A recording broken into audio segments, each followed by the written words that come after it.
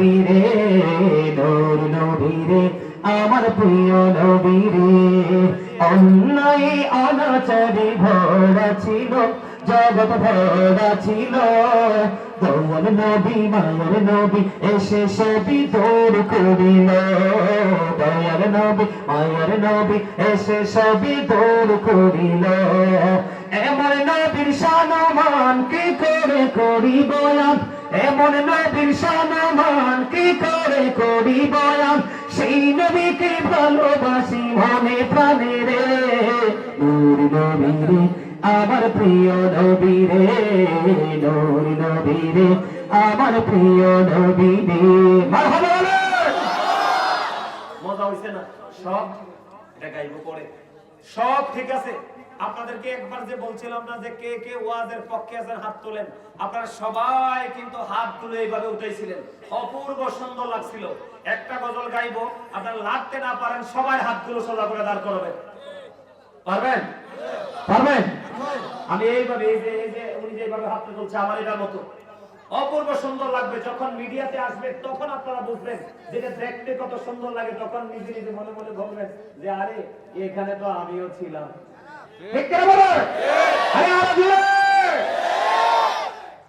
আমি এত দূরের থেকে আইছি বাজার, আমি কিন্তু স্ট্রং আছি, কিন্তু তারা কেন জানি এই বছর দুর্বল হয়ে পড়ছে। ঠান্ডা, আমি কবরে যাওয়ার পরে কি ঠান্ডার অজুহাত দিতে পারবে? তখন তো কোনো অজুহাত শোনা হবে না। যেমন করব আপনাদের সবার প্রিয় একটা গজল গাইবো, তারপরে আবার ওয়াজে ঢুকবো। সবার প্রিয় হাত তুলতে হবে কিন্তু, রাজিনী বলেন। এটা আপনারা সবাই পারেন, আমার সাথে সবাই গাইবেন, এটা আমি জানি আপনারা সবাই পারেন। প্রেমের গজল গাইবেন, হাত তুলবেন, সবাই হাত তুলবেন, সবাই তোলেন, সবাই তোলেন, সবাই। এই তো এবার কত সুন্দর হয়েছে, সবাই একজনে ফাঁক রাখেন না, সবাই সবাই একবারে সোজা করে। দেবে পান তোলে দে, মাঝি হেলা করিস না, দেবে পান তোলে দে, মাঝি হেলা করিস না, ছেড়ে দে নৌকায় আমি যাব মদিনা, ছেড়ে দে নৌকায় আমি যাব মদিনা। দেবে পান তোলে দে, দেবে পান তোলে দে, ছেড়ে দে নৌকায় আমি যাব মদিনা, ছেড়ে দে নৌকায় আমি যাব মদিনা। দেবে পান তোলে দে, সবাই দেবে পান তোলে দে, মাঝি হেলা করিস না, ছেড়ে দে নৌকায় আমি যাব মদিনা, ছেড়ে দে নৌকায় আমি যাব মদিনা। নৌকায় নবী এলো মা আমিনার ঘরে, হাসিলে হাজার মানি কাঁদিলে মুক্তা ঝরে। দয়াল মুর্শিদি যার শাখা তার কিসের পাবো না, দয়াল মুর্শিদি যার শাখা তার কিসের পাবো না। আমার হৃদয় মাঝে কাবা নয়নে মদিনা, আমার হৃদয় মাঝে কাবা নয়নে মদিনা। দেবে পান তোলে দে, সবাই দেবে পান তোলে দে, ছেড়ে দে নৌকায় আমি যাব মদিনা, ছেড়ে দে নৌকায় আমি যাব মদিনা। অনুরের ভূষণীতে দুনিয়া গেছে ভরে, সে নূরের বাতি জ্বলে মদিনার ঘরে ঘরে। দয়াল মুর্শিদি যার শাখা তার কিসের পাবো না, দয়াল মুর্শিদি যার শাখা। আমার হৃদয় মাঝে কাবা নয়নে মদিনা, আমার হৃদয় মাঝে কাবা নয়নে মদিনা। দেবে পান তোলে দে, দেবে পান তোলে দে, মাঝি হেলা করিস না, ছেড়ে দে নৌকায় আমি যাব মদিনা, ছেড়ে দে নৌকায় আমি যাব মদিনা।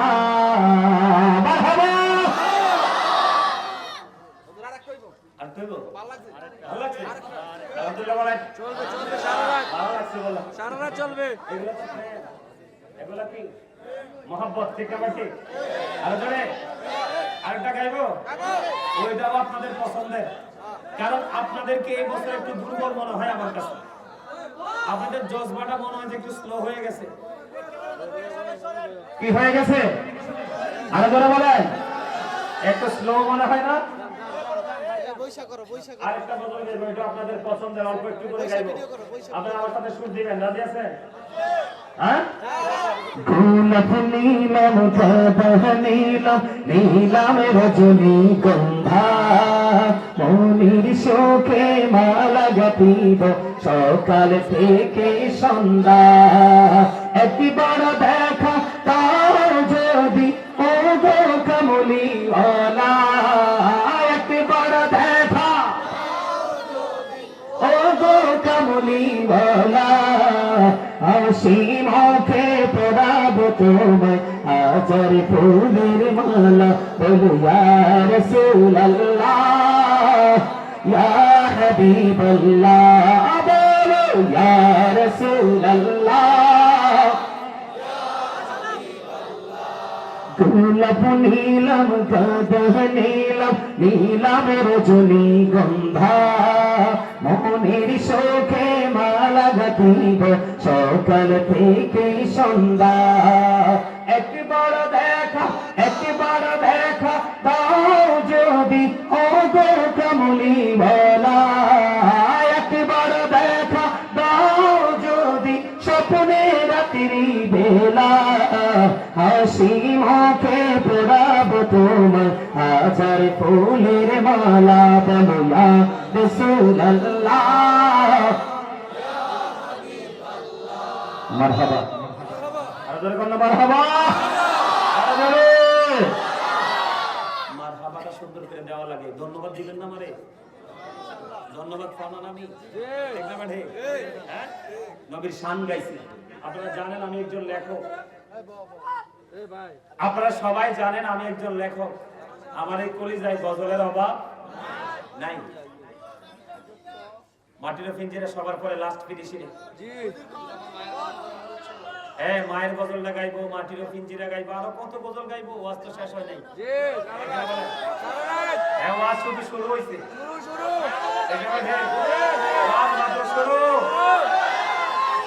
আচ্ছা নোয়াখালীর গজল একটু কই মাঠটা খাইতা তুমি বেশি পছন্দ করো আচ্ছা হাদিয়া চিনি পকেটে আছে গজল গাইলে কিন্তু হাদিয়া দিতে হয় দিবা কত পাগল দেখছেন মারহাবা কোন আরে জোরে শুভনি শুধুমা তোমার কথা মনে হয় লাইটটা কি বন্ধ করে রাখবে মার দাম কম না বেশি পৃথিবীতে কোনো কিছুর সাথে মাকে বাবাকে তুলনা করা যায় না মায়ের সামনে গজলটা গাইবো পরিবেশটা ঠান্ডা থাকলে হইব হ্যাঁ আমরা কি হাতে ব্যথা পাবো আমরা গজল গান দেখবেন আমি স্টিল হাত নাড়াইতে থাকবো আমার মধ্যে কোনো ক্লান্তি আসবে না কারণ প্রেম এমন এক জিনিস সবাই হাত তুলতে হবে বিপদতা করেন কেন একটু পরে যখন আলোচনায় ঢুকবো তখন তো আর বলবো না যে আপনারা হাত তোলেন ওই প্রথম যেইভাবে হাতটা তুলেছিলেন ঠিক সেইভাবে লাইটটা হাতে লন মোবাইলের লাইটটাও রাখেন পরে দেখবেন মিডিয়াতে কত সুন্দর দেখা যায় এইভাবে হাতটা তুলে নাড়াবেন সবাই আমার সাথে সাথে শুনি শুভনি শুধুমা তোমার কথা মনে হয় কতদিন দেখি না তোমার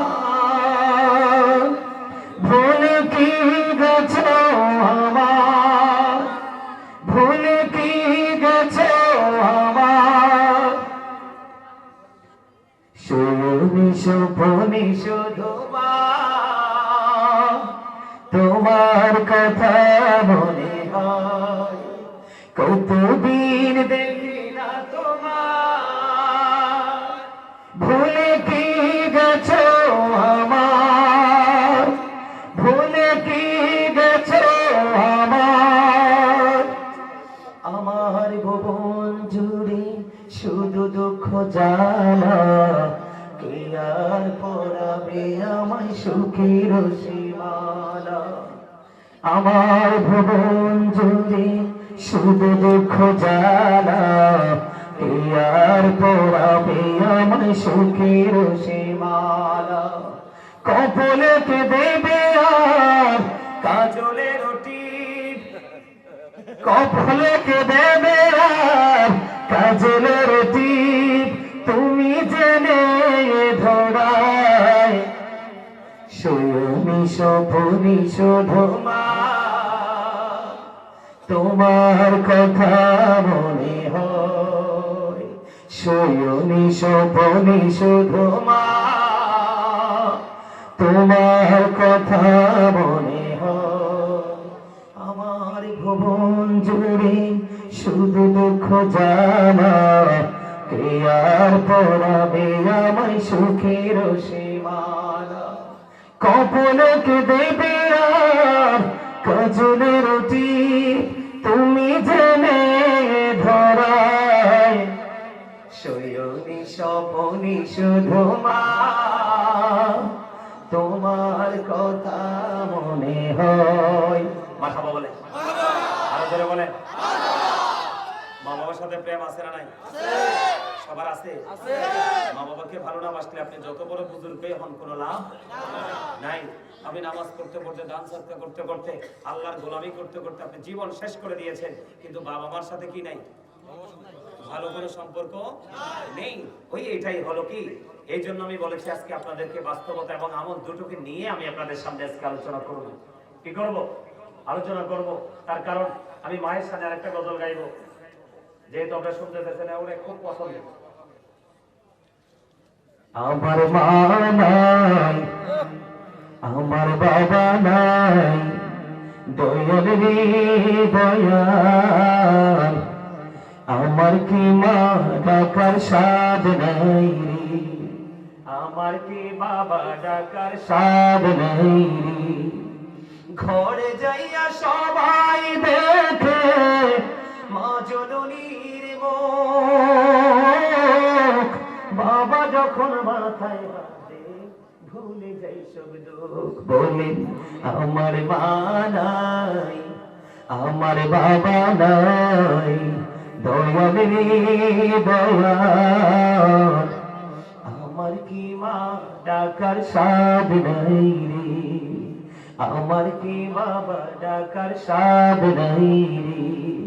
ঘরে যাইয়া সবাই দেখে মা জননীর মুখ, বাবা যখন মাথায় হাতে ভুলে যাই সব লোক। ঠিক না বলে? যার বাবা মা নাই তার মতো অসহায় পৃথিবীতে কয়েক হাজার কোটি টাকার মালিক হলেও সে, যার বাবা মা নাই তার মতো অসহায় পৃথিবীতে আর কেহ নাই। ঠিক না বলে?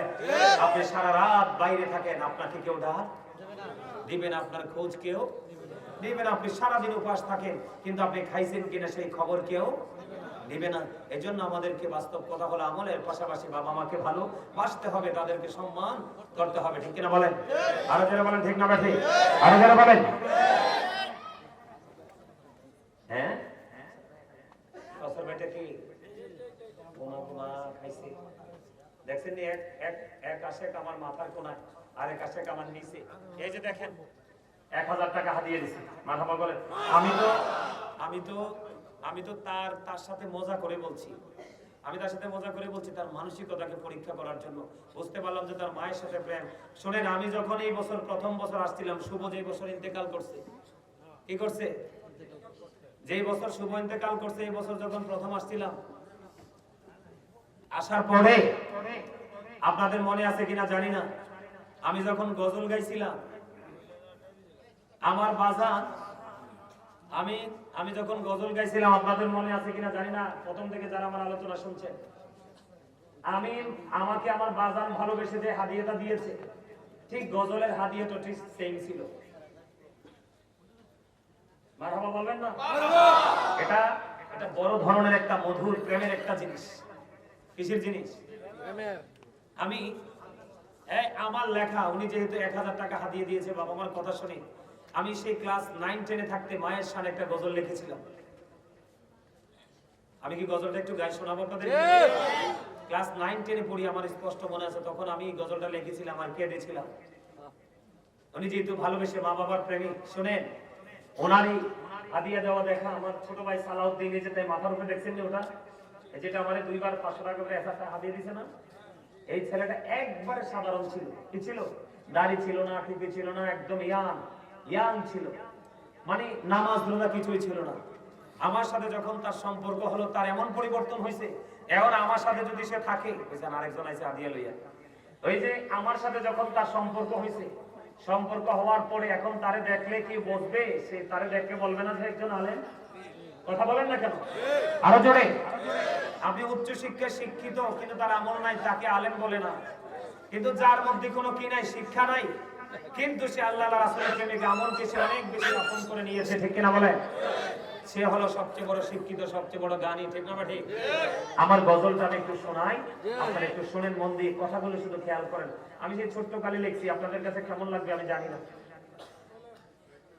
কেমনে গেলাম ফাঁকি দিয়া মাগো আমায় কাফিরে, দিবানিশি তোষের আগুন হৃদয়ে জ্বলে। কেমনে গেলাম ফাঁকি দিয়া মাগো আমায় কাফিরে, দিবানিশি তোষের আগুন হৃদয়ে জ্বলে। হায়রে কাহিন্দা কাহিন্দা হইছে রে নদীমা,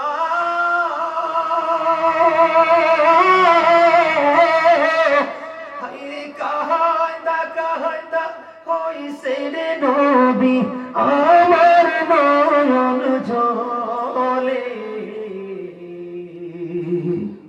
দিবানিশি তোষের আগুন হৃদয়ে জ্বলে, বলেন দিবানিশি তোষের আগুন জ্বলে। আদর করে নেই নেই গো কেউ আমায় কোলে তুলে, কিছুদিন দর করিয়া যায় যে আবার ভুলে।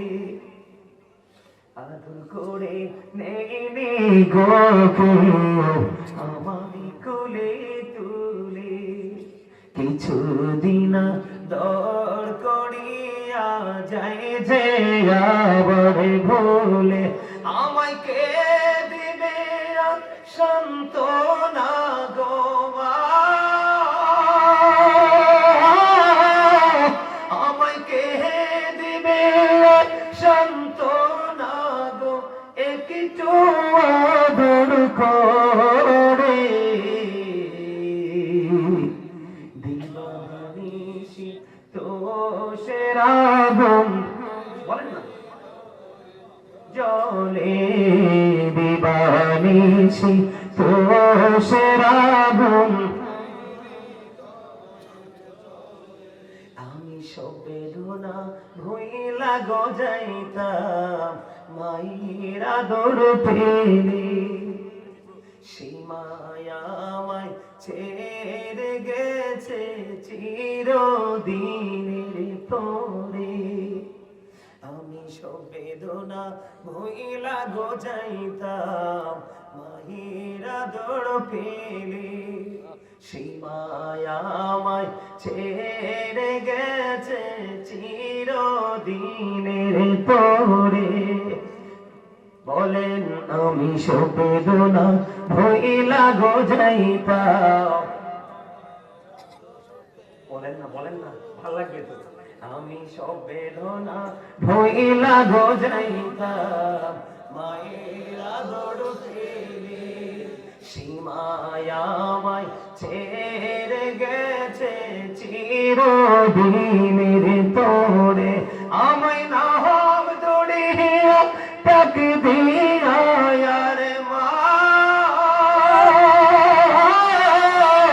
আমায় নাম দড়িয়া তাক দিয়া কে নিবে ঘরে।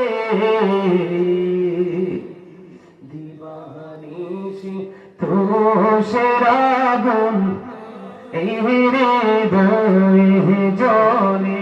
মারহাবা।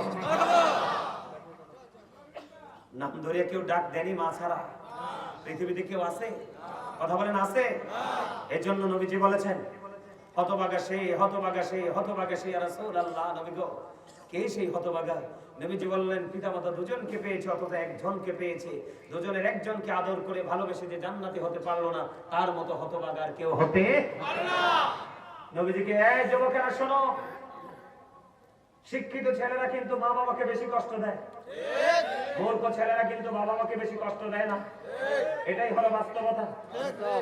আমার নবীজিকে একজন প্রশ্ন করলেন, ইয়া রাসূলুল্লাহ, আমার বাবা আমার উপার্জিত অর্থ নিজের মতো করে খরচ করতে চায়। আমার নবীজি বললেন, শুধু তোমার উপার্জিত অর্থ নয়, তুমি নিজেও তোমার বাবার সম্পদ। কথা বুঝতে পারছেন আমার? এই যে সন্তানের প্রতি বাবা অবাধ্য, সেই সন্তানের প্রতি আমার আল্লাহ, সেই সন্তানের প্রতি আমার আল্লাহ অবাধ্য। নবীজিকে প্রশ্ন করা হলো, নবী গো, আমার কাছ থেকে সবচেয়ে মধুর আচরণ পাওয়ার হক কার বেশি? নবীজি বললেন, ক্বালা উম্মুকা, তোমার মা। আবার প্রশ্ন করলেন, ক্বালা সুম্মা মান, তারপরে কে? নবীজি বললেন, ক্বালা উম্মুকা, তোমার মা। আবার প্রশ্ন করলেন, ক্বালা সুম্মা মান, তারপরে কে? নবীজি বললেন, ক্বালা উম্মুকা, তোমার মা। আবার প্রশ্ন করা হলো, ক্বালা সুম্মা মান, তারপরে কে? নবীজি বললেন, ক্বালা আবুকা, তোমার বাবা। সুবহানাল্লাহ বলেন না? আর জোরে বলেন। মা বাবার সাথে ভালো আচরণ করবেন তো? মা বাবার সাথে প্রেমের বন্ধন লাগাবেন তো? সবাই লাগাবেন? মা বাবাকে ভালোবাসতে হবে। আমি যে আলোচনাটা করতেছিলাম আপনারা শোনেন, যে তুমি গজল গাইছি, গজলের সাথে একটু আলোচনাটাও করে নিলাম, দুই তিনটা হাদিস বলে দিলাম। সম্মানিত উপস্থিতি, আমার দিকে তাকান, আমি কি আলোচনা করতেছিলাম মনে আছে? আমরা একটু আগে যে বলতেছিলাম ভুলে গেছেন? একজনও মনে রাখেন নাই? তো ওয়া শুনে লাভ হইব কি? গজলে বলে গেছেন, এটাই সত্য কথা, একদম সত্য কথা তিনি বলছেন। ভুললে কিন্তু চলবে। গজলকে গজলের মতো করে রাখতে হবে, আলোচনাকে আলোচনার মতো করে রাখতে হবে। নবীজি কি বলেছেন?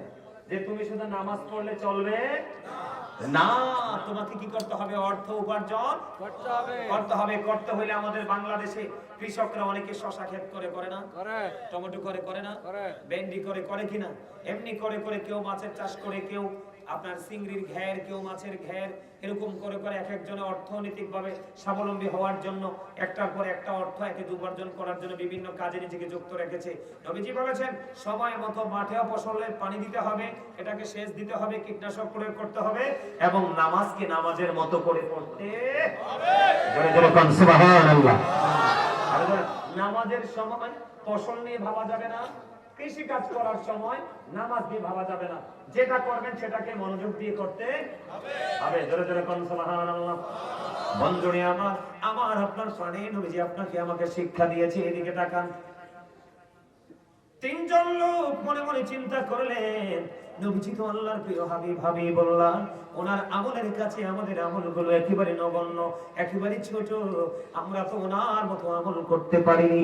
এবার নবীজি শুনতে পাইলেন হাদিস শরীফের মধ্যে এসেছে তিনজন। কয়জন? একজন মনে মনে চিন্তা করলেন, আমি বিরামহীনভাবে রোজা রাখতে থাকবো। আরেকজন বললেন, আমি কন্টিনিউ আমল করতে থাকবো, মসজিদ থেকে আমি বের হব না। খেয়াল করেন। আরেকজন বলল, গড়ে আমার বিবি আছে তো কি হয়েছে, আমি আমার বিবির কাছে যাব না। এবার আমার নবীজি তাদের তিনজনের আলোচনা শুনলেন, শোনার পরে কাছে এসে বললেন, নবীজি তোমরা ওই লোক না? কয়, ইয়া রাসূলুল্লাহ, কোন লোক নবী? নবীজি বললেন, তিনজন একটু আগে বলেছিলাম, একজন কন্টিনিউ তোমরা রোজা রাখতে থাকবে, আরেকজন কন্টিনিউ মসজিদে অবস্থান করতে থাকবে, আরেকজন বিবির কাছে যাবে না। তোমরা কি সেই তিনজন লোক? ইয়া রাসূলুল্লাহ, হ্যাঁ নবী গো, আমরা সেই তিনজন লোক। এবার আমার নবীজি বললেন, না না না, তোমরা নবীজি এবার খেয়াল করুন, আপনারা সবাইকে বুঝে নিতে হবে। আমাদেরকে, আমাদের দেশে অনেক মানুষ আছে না নবীকে আমাদের মতো মনে করে? কথা বলেন না? আপনারা বলেন, নবী কি কোনো দিক দিয়ে আমাদের মতো?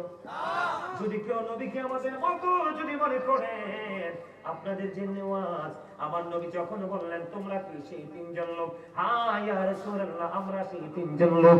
আমার নবীজি বললেন, তোমরা বলেছো, একজন বলেছো কন্টিনিউ মসজিদে অবস্থান করবে, আরেকজন বলেছো কন্টিনিউ রোজা রাখতে থাকবে, আরেকজন বলেছো বিবির কাছে যাবে না। না না না, আমার নবীজি বলেছেন, তোমরা কে আছো আমার মতো? ক্বালা আইয়ুকুম মিথলি, তোমরা কে আছো আমার মতো? বন্ধু কেউ হাত তোলে নাই, কারণ নবীর মতো কেউ হইতে পারে না।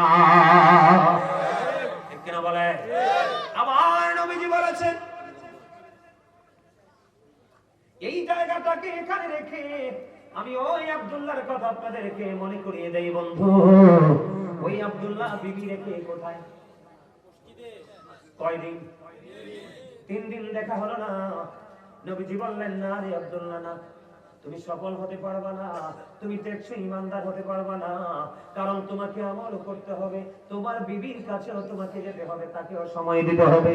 তার প্রিয় মানুষগুলো সবাইকে বাদ দিয়ে তোমাকে 3 কথার সাথী মনে করে তোমার সঙ্গে চলে এসেছে, তুমি তার হক আদায় করতে হবে। ঠিক তেমনি ভাবে আমার নবীজি 3 জনকে বললেন, না না না, তোমরা কেউ আমার মতো নও, তোমরা কন্টিনিউ নামাজ পড়লে ইবাদত করলে চলবে না, বাকি কাজও করতে হবে।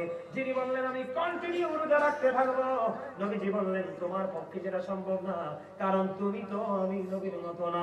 আমি নবী যখন রোজা রাখি রে, আমি নবী যখন রোজা রাখি, আল্লাহর পক্ষ থেকে আমার জন্য খাবার চলে আসে, কিন্তু তুমি এই কারণে তুমি আমি নবীর মতো নও।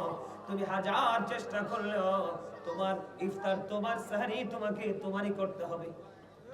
কথা বলে না কেন? এই জন্য তুমি নবীর সাথে পাল্লা দিয়ে করতে পারবা না।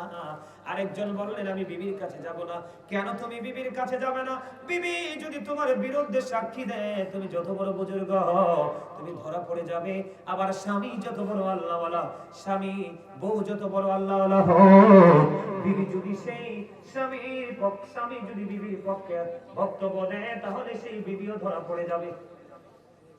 এই জন্য বন্ধু জায়গা বুঝে, সময় বুঝে সব কিছুর সাথে নিজেকে যুক্ত রাখতে হবে।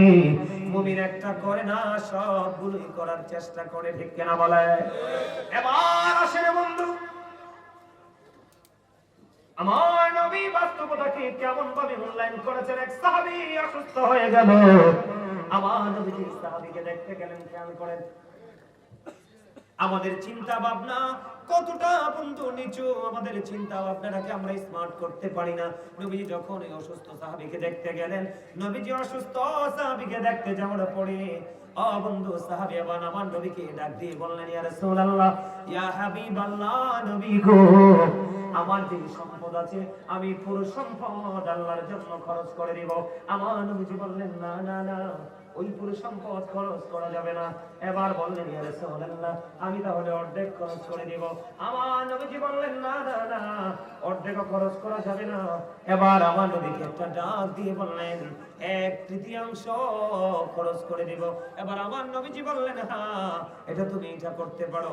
এবার আপনাদের কাছে একটা প্রশ্ন জাগতে পারে, নবীজি সবটার যখন কথা বললেন নবীজি বললেন না, অর্ধেকটার কথা যখন বললেন নবীজি বললেন না। বন্ধু 3 ভাগের 1 ভাগের কথা বলতে নবীজি বললেন, হ্যাঁ। এটার কারণ কি? এটার কারণ হলো আমার দিকে তাকান, আপনার ওয়ারিশ আসেনি, আপনার আমার ওয়ারিশ আসেনি, পরবর্তী প্রজন্ম আসেনি, ছেলে মেয়ে আছে, বাল বাচ্চা আছে, বন্ধু আপন স্বজনের আছে। এই জন্য নবীজি বারবার বলেছেন, একবার সবগুলো নবীজি বললেন না, অর্ধেক বললেন নবীজি বললেন না, 3 ভাগের 1 ভাগ বললেন নবীজি বললেন, হ্যাঁ। তার কারণ হলো বন্ধু, আপনি যদি সব সম্পত্তি যদি আল্লাহর জন্য, আল্লাহর পথে যদি খরচ করে ফেলেন, আপনার সন্তান হয়ে যাবে মিসকিন। বুঝে নেন বাস্তবতাকে আমার নবী কেমন ভাবে আপনাদের সামনে তুলে ধরেছে বন্ধু। আমার নবীজি বলে দিয়েছেন কি? আমার নবীজি বলেছেন, তুমি যদি সবটা ব্যয় করে ফেলো, খরচ করে ফেলো, তোমার সন্তান হয়ে যাবে মিসকিন। অর্ধেকটা দান করার কথা বলাতে নবীজি বললেন না। কেন কেন নবীজি না করলেন? বন্ধুরি আমার, না করার কারণ হলো, তুমি যদি অর্ধেক দান করে দাও, তাহলে তোমার সন্তান হয়ে যাবে ফকির। খেয়াল করেন আমাদের ইসলাম ধর্ম কত সুন্দর, কত মধুর। আপনি সবটুকু দান করতে পারবেন না, অর্ধেক দান করতে পারবেন না, কারণ আপনার ইন্তেকালের পরে আপনার সন্তান যেন ভিক্ষুকের মতো কারো কাছে হাত পাততে না হয়, কারো দুয়ারে দুয়ারে যেন ধর্ণা দিতে না হয়। এই জন্য নবীজি বলেছেন, পুরোটাও করা যাবে না, অর্ধেকও করা যাবে না, 1/3 তুমি খরচ করো। জোরে জোরে বলুন না সুবহানাল্লাহ।